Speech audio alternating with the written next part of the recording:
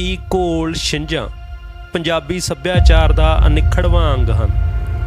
ਪੰਜਾਬ ਨੇ ਮੁੱਢ ਕਦੀਮ ਤੋਂ ਦੁਨੀਆ ਨੂੰ ਚੋਟੀ ਦੇ ਪਹਿਲਵਾਨ ਦਿੱਤੇ ਹਨ, ਪਰ ਸਰਕਾਰ ਦੀਆਂ ਮਾੜੀਆਂ ਨੀਤਾਂ ਅਤੇ ਨੀਤੀਆਂ ਦੇ ਚੱਲਦਿਆਂ ਪੰਜਾਬ ਦੇ ਖੇਡ ਸੰਸਾਰ ਦਾ ਪੱਧਰ ਇਸ ਹੱਦ ਤੱਕ ਜਾ ਚੁੱਕਿਆ ਹੈ ਕਿ ਇਸ ਵਾਰ ਵੀ ਓਲੰਪਿਕ ਖੇਡਾਂ ਵਿੱਚ ਪੰਜਾਬ ਦਾ ਕੋਈ ਪਹਿਲਵਾਨ ਹਿੱਸਾ ਨਹੀਂ ਲੈ ਰਿਹਾ, ਜਦ ਕਿ ਭਾਰਤ ਵੱਲੋਂ ਹਿੱਸਾ ਲੈਣ ਵਾਲੇ ਲਗਭਗ ਸਾਰੇ ਪਹਿਲਵਾਨ ਗੁਆਂਢੀ ਰਾਜ ਹਰਿਆਣੇ ਨਾਲ ਵਾਹ ਵਾਸਤਾ ਰੱਖਦੇ ਹਨ। ਪੰਜਾਬ ਅੱਜ ਤੋਂ 17 ਸਾਲ ਪਹਿਲਾਂ ਹੋਏ ਪਰਮਿੰਦਰ ਚੀਮਾ ਤੋਂ ਬਾਅਦ ਕੋਈ ਪਹਿਲਵਾਨ ਓਲੰਪਿਕ ਖੇਡਾਂ ਤੱਕ ਨਹੀਂ ਪਹੁੰਚਾ ਸਕਿਆ, ਪਰ ਜਿਵੇਂ ਆਰਥਿਕ ਅਤੇ ਰਾਜਨੀਤਿਕ ਪੱਖ ਤੋਂ ਡਾਵਾਂਡੋਲ ਪੰਜਾਬੀਆਂ ਦੀਆਂ ਉਮੀਦਾਂ ਨੂੰ ਕੈਨੇਡਾ ਵਰਗੇ ਮੁਲਕਾਂ ਨੇ ਜੜ ਦਿੱਤੀ ਹੈ, ਉਸੇ ਤਰ੍ਹਾਂ ਖੇਡ ਜਗਤ ਵਿੱਚ ਵੀ ਇਸ ਵਾਰ ਅਮਰ ਢੇਸੀ ਨਾਂ ਦੇ ਭਲਵਾਨ ਨੇ ਕੈਨੇਡਾ ਦੀ ਓਲੰਪਿਕ ਵਿੱਚ ਨੁਮਾਇੰਦਗੀ ਕਰਕੇ ਪੰਜਾਬ ਦੀ ਲੱਜ ਰੱਖੀ ਹੈ।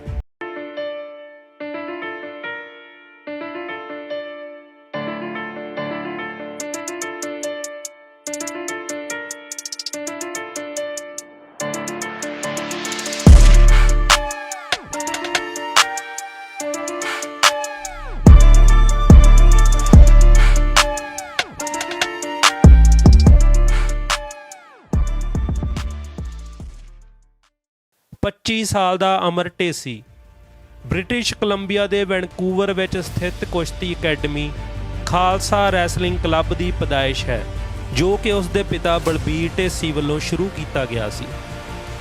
ਬਲਬੀਰ ਢੇਸੀ ਖੁਦ ਕੈਨੇਡਾ ਵਿੱਚ ਪੰਜਾਬੀਆਂ ਦੁਆਰਾ ਕਰਾਏ ਜਾਂਦੇ ਛਿੰਝ ਮੇਲਿਆਂ ਸਦਕੇ ਪਹੁੰਚਿਆ ਸੀ ਅਤੇ ਆਪਣੇ ਵੇਲੇ ਭਲਵਾਨੀ ਦੀ ਧਾਕ ਜਮਾ ਚੁੱਕਿਆ ਹੈ। ESPN ਨਾਲ ਹੋਈ ਗੱਲਬਾਤ ਵਿੱਚ ਉਹ ਦੱਸਦਾ ਹੈ ਕਿ ਪਾਰਕਾਂ ਵਿੱਚ ਪ੍ਰੈਕਟਿਸ ਕਰਾਉਂਦਿਆਂ ਸ਼ੁਰੂ ਕੀਤੀ ਅਕੈਡਮੀ ਹੁਣ ਕੈਨੇਡੀਅਨ ਮਿਊਨਿਸਪਲ ਵੱਲੋਂ ਦਿੱਤੇ 2 ਫੁੱਲ ਸਾਈਜ਼ ਮੈਟਾਂ ਜਿੱਡੇ ਹਾਲ ਵਿੱਚ ਦਾ ਪੇਚ ਸਿਖਾਉਂਦੀ ਹੈ, ਜਿੱਥੇ ਵਲੰਟੀਅਰਾਂ ਦੀ ਥਾਂ ਹੁਣ ਤਨਖਾਹ 'ਤੇ ਰੱਖੇ ਕੋਚ ਭਲਵਾਨ ਤਿਆਰ ਕਰਦੇ ਹਨ। ਉਹ ਬੜੇ ਮਾਣ ਨਾਲ ਦੱਸਦਾ ਹੈ ਕਿ ਉਸ ਦੇ ਨਾਲ ਹੀ ਟ੍ਰੇਨਿੰਗ ਕਰਕੇ ਮੁੰਡਿਆਂ ਨੇ ਕੈਨੇਡਾ ਵਿੱਚ ਹੋਰ ਪਹਿਲਵਾਨੀ ਅਕੈਡਮੀਆਂ ਖੋਲ੍ਹੀਆਂ ਅਤੇ ਉਹ ਉਸ ਨੂੰ ਕੈਨੇਡੀਅਨ ਪਹਿਲਵਾਨੀ ਦਾ ਪਿਤਾ ਆਖਦੇ ਹਨ। ਕੈਨੇਡਾ ਦੇ ਪੰਜਾਬੀ ਵੀ ਇਹਨਾਂ ਅਖਾੜਿਆਂ ਵਿੱਚ ਕੁਸ਼ਤੀ ਕਰਦੇ ਬੱਚਿਆਂ ਨੂੰ ਉਸਤਾਦਾਂ ਦੇ ਪੈਰੀ ਹੱਥ ਲਾਉਂਦਾ ਦੇਖ ਕੇ ਆਪਣੀ ਮਿੱਟੀ ਨਾਲ ਜੁੜੇ ਮਹਿਸੂਸ ਕਰਦੇ ਖੁਸ਼ ਹੁੰਦੇ ਹਨ। ਦੁਖੀ ਮਨ ਨਾਲ ਕੈਨੇਡਾ ਅਤੇ ਪੰਜਾਬ ਦੇ ਖੇਡ ਹਾਲਾਤਾਂ ਦਾ ਜ਼ਿਕਰ ਕਰਦਿਆਂ ਉਹ ਆਖਦਾ ਹੈ ਕਿ ਪੰਜਾਬ ਵਿੱਚ ਹੁਣ ਦੇ ਇੱਕ ਪਹਿਲਵਾਨ ਦੀ ਖੁਰਾਕ ਤੋਂ ਕੈਨੇਡਾ ਦੇ ਇੱਕ ਆਮ ਸ਼ਹਿਰੀ ਦੀ ਖੁਰਾਕ ਜ਼ਿਆਦਾ ਚੰਗੀ ਹੈ।